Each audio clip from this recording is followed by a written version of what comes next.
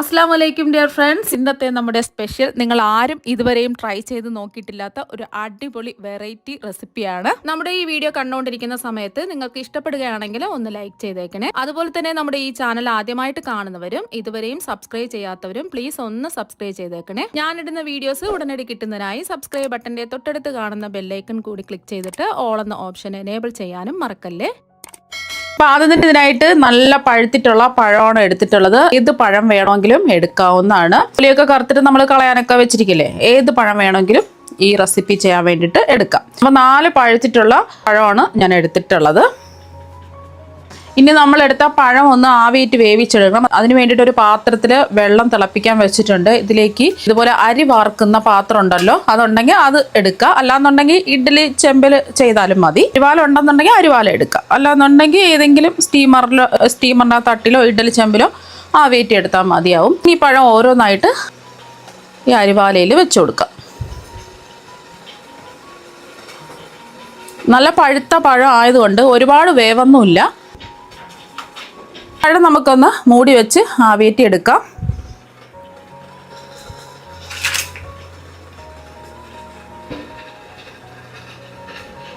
Medium flame വെച്ച് കൊടുക്കുക, എന്നിട്ട് മൂടി വെച്ച് കൊടുക്കുക.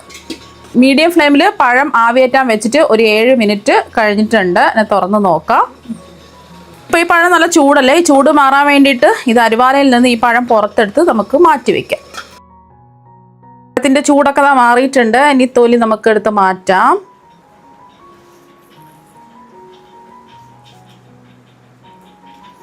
അപ്പോൾ പഴത്തിൻ്റെ തൊലിയൊക്കെ മാറ്റിയതിന് ശേഷം ഇതുപോലെ ഫോർക്ക് കൊണ്ടോ അല്ലെങ്കിൽ ഒരു സ്പൂൺ വെച്ചോ തടുത്ത് വെച്ചിട്ടോ നല്ലതുപോലെ ഒന്ന് ഉടച്ചെടുക്കുക.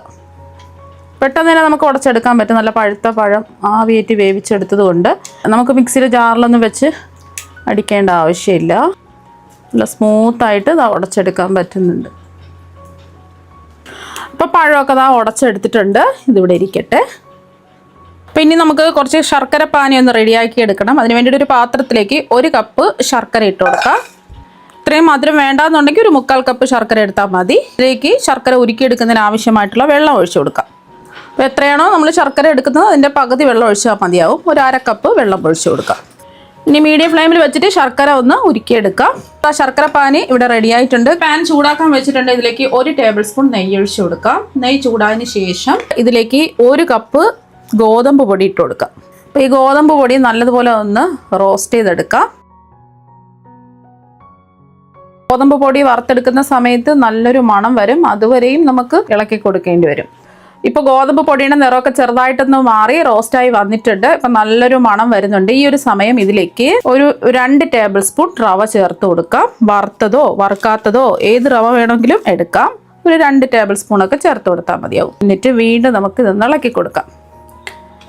ഈ ചൂട് ഗോതമ്പ് പൊടി ആയതുകൊണ്ട് റവ പെട്ടെന്ന് തന്നെ റോസ്റ്റായി കിട്ടും. ഇതിൽ വേണമെന്നുണ്ടെങ്കിൽ നിങ്ങൾക്ക് ഈ ഒരു സമയം നെയ്യൊക്കെ ചേർത്ത് കൊടുക്കാം. ഞാൻ നെയ്യ് കുറച്ച് ചേർക്കുന്നുള്ളൂ. നെയ്യിൻ്റെ ടേസ്റ്റൊക്കെ ഇഷ്ടമാണെന്നുണ്ടെങ്കിൽ നെയ്യ് ചേർത്ത് കൊടുക്കാവുന്നതാണ്. അതാ 1 മിനിറ്റ് റവ ഒന്ന് റോസ്റ്റ് ചെയ്തെടുത്തു. ഇനി ഇതിലേക്ക് നമ്മൾ ഉടച്ചു വെച്ച പഴം ചേർത്ത് കൊടുക്കാം. പഴത്തിൻ്റെ കൂടെ നമുക്ക് കുറച്ച് നെയ്യും കൂടി ഒഴിച്ചു കൊടുക്കാം. ഒരു ടേബിൾ സ്പൂൺ നെയ്യും കൂടെ ഒഴിച്ചു കൊടുക്കാം. വീണ്ടും ഒന്ന് റോസ്റ്റ് ചെയ്തെടുക്കാം.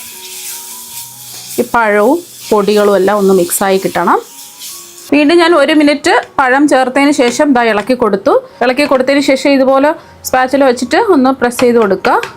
അപ്പോൾ മാവും പഴവുമായിട്ട് നല്ലതുപോലെ മിക്സായി കിട്ടണം. എല്ലാം ഒന്ന് മിക്സ് ചെയ്തെടുത്തതിന് ശേഷം ഇതിലേക്ക് നമ്മൾ ഉരുക്കി വെച്ച ശർക്കര പാനി ഒഴിച്ചു കൊടുക്കാം.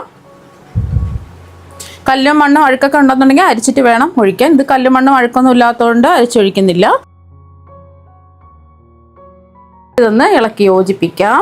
ഫ്ലെയിം കൂട്ടി വെക്കരുത്. ലോ ടു മീഡിയം ഫ്ലെയിമിൽ തന്നെ വെച്ചിട്ട് ചെയ്യുക. പിന്നെ ഇതിലേക്ക് നിങ്ങൾക്ക് വേണമെന്നുണ്ടെങ്കിൽ പാലൊക്കെ ചേർത്ത് കൊടുക്കാം. ഞാനിപ്പോൾ പാലൊന്നും ചേർക്കുന്നില്ല. തേങ്ങാപ്പാലോ പശുവും പാലോ ഒക്കെ ചേർക്കാം. ചിരകിയെടുത്ത തേങ്ങ കുറച്ചൊരു 1/4 കപ്പോ 1/2 കപ്പോ ഒക്കെ ചേർത്ത് കൊടുക്കാം. അപ്പോൾ അതെല്ലാം ഒന്ന് യോജിപ്പിച്ചെടുത്തിട്ടുണ്ട്. ഇനി ഇതിലേക്ക് മധുരം ഒന്ന് ബാലൻസ് ചെയ്യാൻ വേണ്ടിയിട്ട് 1 നുള്ളുപ്പ് ചേർക്കാം. ഒരു 1/4 ടീസ്പൂൺ ഏലക്കാപ്പൊടിയും കൂടി ചേർക്കാം. ഇത് ഏലക്കയുടെ ആ സീഡ് മാത്രം പൊടിച്ചെടുത്തിട്ടുള്ളതാണ്, തൊണ്ട് മാറ്റിയിട്ട്. അപ്പോൾ പഞ്ചസാരയും കൂട്ടി ചേർത്ത് പൊടിച്ച ഏലക്കപ്പൊടിയാണെന്നുണ്ടെങ്കിൽ ഒരു 3/4 ടീസ്പൂണോ 1 ടീസ്പൂണോ ഒക്കെ ചേർത്ത് കൊടുക്കാം. ഏലക്കയുടെ ഫ്ലേവർ ഇഷ്ടമാണെന്നുണ്ടെങ്കിൽ മാത്രം ചേർത്താൽ മതി. അപ്പോൾ ഏലക്കാപ്പൊടി കൂടെ ചേർക്കുമ്പോൾ പ്രത്യേക ഒരു മണവും ടേസ്റ്റും ഒക്കെ ആയിരിക്കും. ഒന്ന് മിക്സ് ചെയ്ത് യോജിപ്പിച്ചെടുക്കാം. പെട്ടെന്ന് തന്നെ റെഡിയാക്കി എടുക്കാൻ പറ്റും. നമ്മുടെ വീട്ടിൽ കറുത്ത പഴമൊക്കെ ഉണ്ടെന്നുണ്ടെങ്കിൽ പെട്ടെന്ന് ഈസി ആയിട്ട് സിമ്പിളായിട്ട് തയ്യാറാക്കി എടുക്കാൻ പറ്റും. കുട്ടികളൊക്കെ പഴം വെച്ചിട്ടാണ് ഇത് ചെയ്തതെന്ന് പറയില്ല, അത്രയ്ക്ക് അടിപൊളി ടേസ്റ്റാണ്.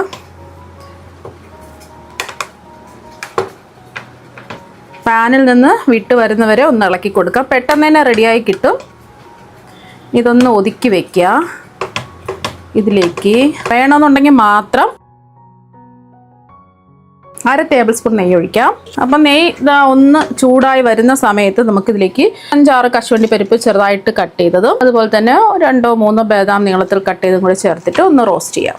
നെയ്യിൻ്റെ ടേസ്റ്റ് ഇഷ്ടമാണെന്നുണ്ടെങ്കിൽ 1 ടേബിൾ സ്പൂൺ വരെ ചേർക്കാം. സെപ്പറേറ്റ് ആയിട്ട് വേണമെന്നുണ്ടെങ്കിൽ മൂപ്പിച്ച് ചേർത്ത് കൊടുക്കാം. അല്ലാന്നുണ്ടെങ്കിൽ നമ്മൾ ആദ്യം നെയ്യ് ഗോതമ്പ് പൊടി റോസ്റ്റ് ചെയ്യുന്നതിന് മുമ്പായിട്ട് നെയ്യ് ചേർക്കുമല്ലോ, അപ്പോൾ റോസ്റ്റ് ചെയ്തിട്ട് മാറ്റി വയ്ക്കാം. എങ്ങനെ വേണമെങ്കിലും ചെയ്യാം. ഫ്ലെയിം കുറച്ചിട്ട് വേണം ഇതുപോലെ ഒന്ന് റോസ്റ്റ് ചെയ്യാം. ഒരു 30 സെക്കൻഡ് ഒക്കെ ആകുമ്പോൾ ഇത് റോസ്റ്റായി കിട്ടും. ഒരുപാട് നിറമൊന്നും മാറണ്ട. ഇനി ഇതെല്ലാം കൂടി ഒന്നുകൂടി മിക്സ് ചെയ്ത് യോജിപ്പിക്കാം. അപ്പോൾ അതൊന്ന് മിക്സ് ചെയ്ത് യോജിപ്പിച്ചെടുത്തു. നിങ്ങളുടെ കയ്യിൽ കശുവണ്ടി പരിപ്പും ബദാമൊന്നും ഇല്ലാന്നുണ്ടെങ്കിൽ കുറച്ച് നിലക്കടല 1-2 ടേബിൾ സ്പൂൺ നിലക്കടല ചെറുതായിട്ട് പൊടിച്ച് ഇതിലേക്ക് ചേർത്ത് കൊടുത്താലും മതി, അല്ലെങ്കിൽ നെയ്യിൽ മൂപ്പിച്ച് ചേർത്ത് കൊടുത്താലും മതി. ഇഷ്ടമുള്ള നട്ട്സൊക്കെ ചേർക്കാം. അപ്പോൾ എല്ലാം ഒന്ന് യോജിപ്പിച്ചെടുത്തിട്ടുണ്ട്. പാനിൽ നിന്ന് ഇതുപോലെ വിട്ട് വരണം. ഇതാണ് ഇതിൻ്റെ പരുവെന്ന് പറയുന്നത്. അപ്പോൾ ഇത് റെഡി ആയിട്ടുണ്ട്.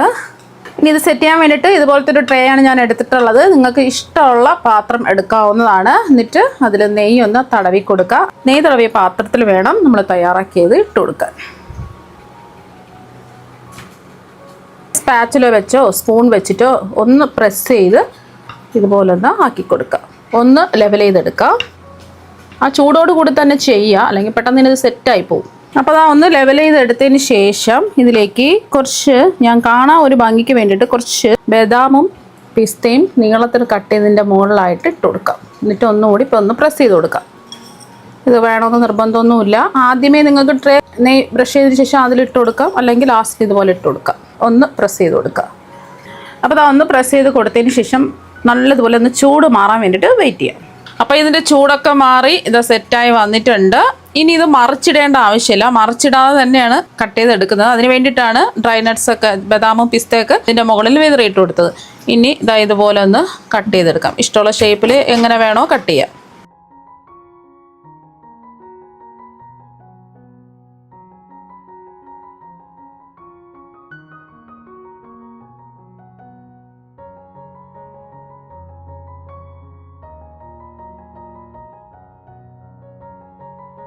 ഇനി കട്ടയിൽ നിന്നും ഈ പീസ് അങ്ങ് എടുക്കുക.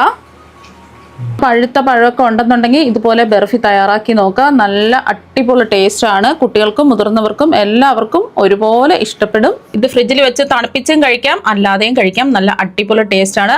അപ്പോൾ നിങ്ങൾ എന്തായാലും ഇതുപോലെ ഒരു പ്രാവശ്യം ഒന്ന് ട്രൈ ചെയ്ത് നോക്കുക. തീർച്ചയായും നിങ്ങൾക്ക് എല്ലാവർക്കും ഒരുപാട് ഇഷ്ടമാകും. അപ്പോൾ നമുക്ക് മറ്റൊരു വെറൈറ്റി വീഡിയോ ആയിട്ട് വീണ്ടും കാണാം. താങ്ക്